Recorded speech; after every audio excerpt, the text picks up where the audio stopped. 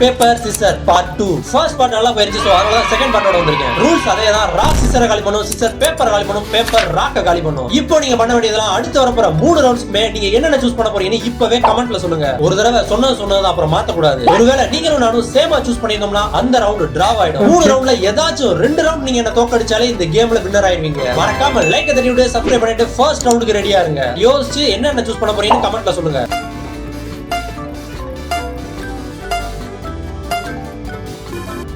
First ரவுண்ட்ல நான் என்ன சொல்லலாம்னு இருக்கேன்னா ராக்.